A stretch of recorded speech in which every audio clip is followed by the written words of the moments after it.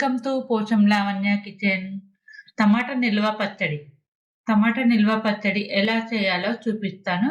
ఈజీగా చేసుకునే పచ్చడి.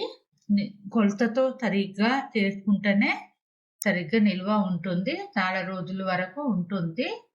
ఏ మాటికి బూజు పట్టదు. మూత లేకుండా మనము కడాయితో చక్కగా ఉడికించుకొని టమాటా అనేది ఉడికించుకొని నిల్వ పచ్చడి చేసుకోవాలి. టమాటా పచ్చడికి కావలసిన పదార్థాలు: టమాటాలు కిలో, 200 గ్రాముల కారం, వెల్లుల్లి గడ్డలు, శనగపప్పు, తాలింపు గింజలు, జీలకర్ర, ఆవాలు, మిరప గింజలు. కారానికి మనం కొద్దిగా తక్కువ తీసుకోవాలి. సాల్ట్, చింతపండు, ఒక 50 గ్రాములు, పల్లి నూనె, కొద్దిగా పసుపు, అలాగే మిరపకాయలు చిన్న చిన్నగా ముక్కలుగా కట్ చేసుకోవాలి. టమాటా పచ్చడికి కావాల్సిన పదార్థాలు ఇవి. చింతపండు కూడా మనము రెక్కలు విడివిడిగా తీసుకోవాలి. తెత్తగిట్లా ఏ నార ఏమి లేకుండా నీట్గా చేసుకొని పెట్టుకోవాలి. తర్వాత టమాటాలు ఫ్రెష్గా కడిగి నీళ్ళన్నీ పోయే వరకు ఆరబెట్టేసుకోవాలి. లేదంటే చూసుకొని కూడా వాటర్ లేకుండా ఫ్రెష్గా ఉంచుకోవాలి. ఉప్పు లేని కారం స్పైసీగా ఉంటుంది. మీకు తక్కువ కావాలనుకుంటే కొంచెం తక్కువ వేసుకోండి. ఎల్లుల్లిపాయలు కొన్ని దంచి కొన్ని ఏమో ఇలాగే వేసేస్తాను. శనగపప్పు, ఇది కూడా మినపప్పు కూడా వేసుకోవచ్చు. నేనైతే శనగపప్పు వేస్తాను. ఎలా చేయాలో చూపిస్తాను. టమాటాలు ఇలా పొడుగ్గా సన్నగా కట్ చేసి పెట్టుకోవాలి.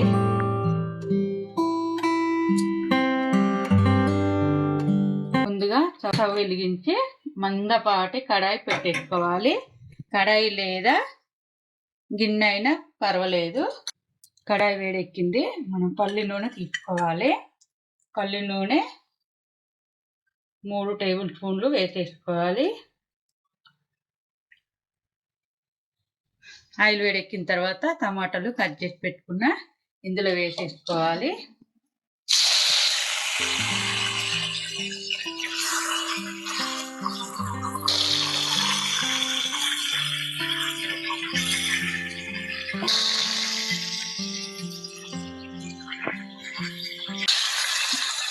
మీడియం ఫ్లేమ్లో బాగా ఉడికించుకోవాలి.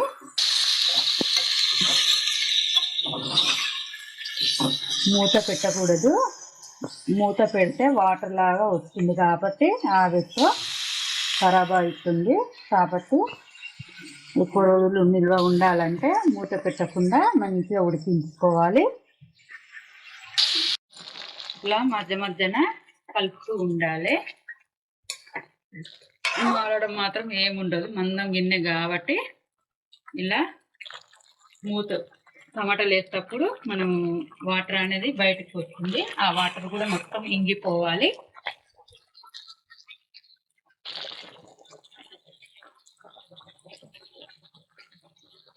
టమాటాలు కొద్దిగా దగ్గర అయిన తర్వాత మనం గల్లుప్పు తీసుకోవాలి. సన్న ఉప్పు అయినా గల్లుప్పు అయినా ఏదైనా పర్లేదు. ఇందులో సగం వేసేస్తున్నాను.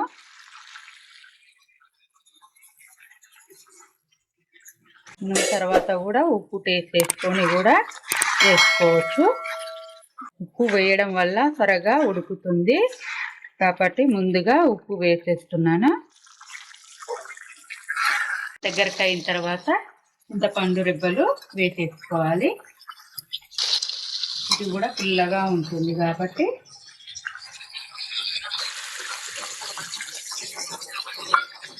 అలాగే ఉప్పు కొంచెం తక్కువగా వేసాను కదా, ముందుగా మొత్తం వేయకుండా ఉప్పు కూడా వేసేసుకోవాలి. ఇది కూడా ముందుగా అది కూడా బాగా మగ్గనివ్వాలి. చింతపండు కూడా ఉడికిపోవాలన్నమాట. ఇది అంతా ఉడికించుకున్న తర్వాత పసుపు వేసేసుకోవాలి. లాస్ట్లో మూత పెట్టకూడదండి, ఆవిరితో వాటర్గా వస్తుంది కాబట్టి బూందీ వస్తే పాడయ్యేది కాబట్టి నిల్వ పచ్చడి కాబట్టి మనం మూత పెట్టకూడదు.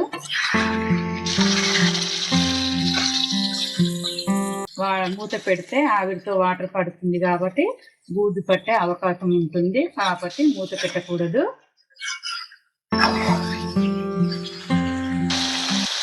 ఒక 1/2 అవర్ పడుతుంది కాబట్టి నిదానంగానే తీసుకోవాలి. ఆయిల్ అంతా పైకి తేలింది, బాగా ఉడికిపోయింది. ఇందులో కొద్దిగా పసుపు వేసేసుకోవాలి. హాఫ్ టీ స్పూన్ పసుపు,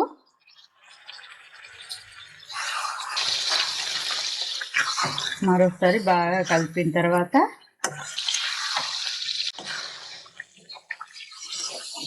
ఈ ఆయిల్ బాగా పైకి తేలితేనే ఉడికినట్టు బాగా తెలుస్తుంది. కాబట్టి 5 నిమిషాలు ఉడికించుకొని స్టవ్ ఆఫ్ చేసుకోవాలి. ఆయిల్ అంతా మంచిగా పైకి తేలింది కాబట్టి ఉడికింది. స్టవ్ ఆఫ్ చేసుకోవాలి. ఇది కూడా పూర్తిగా చల్లారనివ్వాలి. వేడిగా వేస్తే అందులో కారం అనేది నలుపుగా వస్తుంది కాబట్టి పూర్తిగా చల్లారిన తర్వాతనే వేసుకోవాలి. ఆయిల్ చల్లారితే కారం కలుపుకోవచ్చు. ఆయిల్లో కానీ టమాటా పూర్తిగా చల్లారిచ్చిన కానీ ఎందులో అయినా సరే కారం కలుపుకోవచ్చు.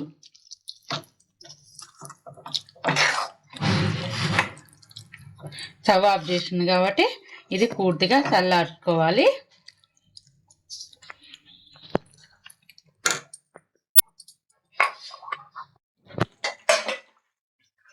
తాలింపు కోసం స్టవ్ వెలిగించి కడాయి పెట్టేసుకోవాలి. కడాయి వేడెక్కిన తర్వాత ఆయిల్ పోసేసుకోవాలి. కడాయి వేడెక్కింది, ఆయిల్ పోసేసుకోవాలి. ఒక 100 గ్రాములంతా ఆయిల్ వేడెక్కిన తర్వాత మిరప గింజలు, అలాగే తాలింపు గింజలు,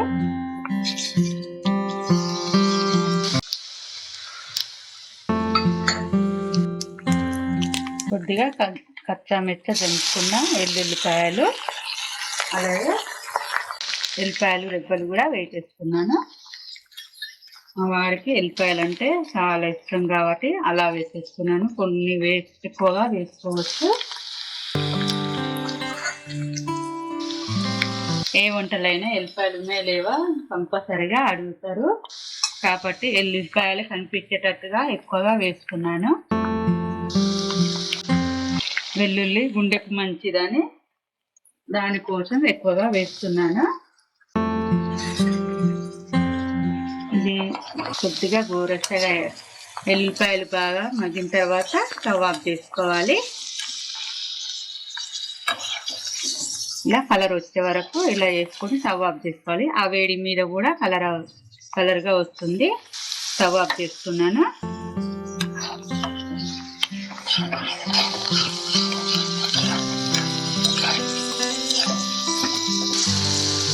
అలాగే శనగపప్పు,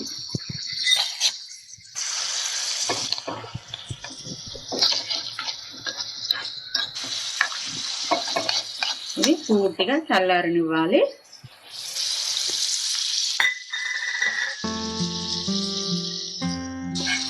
చల్లార్చిన తాలింపు గింజలు, పోపు చేసుకున్న తాలింపు గింజలు, ఇందులో ఉడికించుకున్న టమాటా పూర్తిగా చల్లార్చుకోవాలి. వేడిగా ఉంటే కారం అనేది నల్లగా పడుతుంది కాబట్టి పూర్తిగానే చల్లార్చుకోవాలి. తర్వాత మనము ఆయిల్లో పోపు చేసుకున్నాం కాబట్టి ఇందులో కారం కలుపుకోవాలి.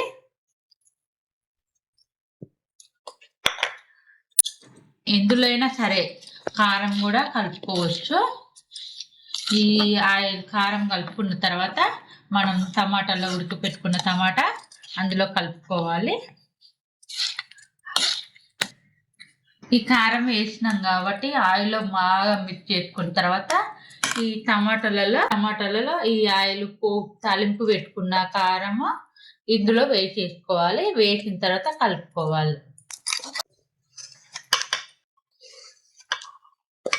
వేసి బాగా మిక్స్ చేసుకోవాలి.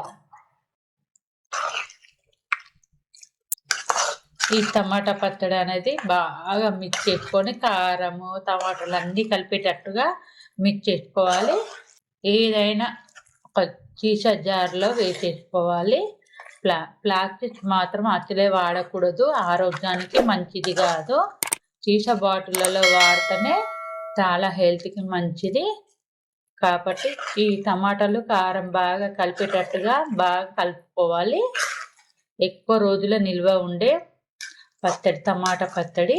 చూడండి ఆ ఎల్లిపాయలు కూడా బాగా కనిపిస్తుంది. కచ్చమిచ్చ కలుపుకున్నాం, కచ్చమిచ్చ ఎల్లిపాయలు దంచుకున్న ఎల్లిపాయలు అందులో కలిపేటట్టు ఉంది. విడిగా ఎల్లిపాయలు ఉన్న వాటిని పైగా కనిపిస్తుంది.